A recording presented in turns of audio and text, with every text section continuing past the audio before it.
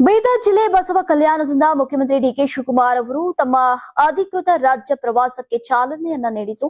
12ನೇ ಶತಮಾನದ ಸಮಾಜ ಸುಧಾರಕ ಬಸವಣ್ಣ ಅವರ ಪವಿತ್ರ ಕರ್ಮ ಭೂಮಿ ಹಾಗೂ ಐತಿಹಾಸಿಕ ಅನುಭವ ಮಂಟಪದ ನೆಲ ಎಂಬ ವಿಶೇಷ ಮಹತ್ವ ಹೊಂದಿರುವಂತಹ ಕಾರಣಕ್ಕೆ ಈಗ ಬಸವ ಕಲ್ಯಾಣವನ್ನ ಪ್ರವಾಸದ ಆರಂಭಿಕ ತಾಣವಾಗಿ ಸಿಎಂ ಡಿಕೆ ಶಿವಕುಮಾರ್ ಅವರು ಆಯ್ಕೆ ಮಾಡಿಕೊಂಡಿದ್ದಾರೆ. ಇನ್ನು ಸಾಂಸ್ಕೃತಿಕ ಹಾಗೂ ಆಧ್ಯಾತ್ಮಿಕ ಪರಂಪರೆಗೆ ಹೆಸರಾದಂತಹ ಬಸವ ಕಲ್ಯಾಣವನ್ನ ಆಧುನಿಕ ಪ್ರಜಾಪ್ರಭುತ್ವದ ತೊಟ್ಟಿಲು ಹಾಗೂ ಬಸವೇಶ್ವರರ ಕರ್ಮಭೂಮಿ ಅಂತ ವ್ಯಾಪಕವಾಗಿ ಗೌರವಿಸಲಾಗುತ್ತೆ. ಪ್ರವಾಸದ ವೇಳೆ ಡಿಕೆ ಶಿವಕುಮಾರ್ ನಿರ್ಮಾಣ ಹಂತದಲ್ಲಿರುವಂತಹ ನೂತನ ಅನುಭವ ಮಂಟಪ ಯೋಜನೆಯ ಕಾಮಗಾರಿಯನ್ನ ಪರಿಶೀಲಿಸಿದ್ರು.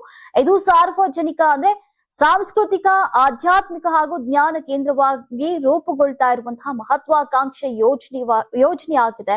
ಈ ಹಿಂದೆ ಕರ್ನಾಟಕ ಸರ್ಕಾರ ಬಸವಣ್ಣ ಅವರನ್ನ ರಾಜ್ಯದ ಸಾಂಸ್ಕೃತಿಕ ನಾಯಕ ಅಂತ ಘೋಷಿಸಿತ್ತು.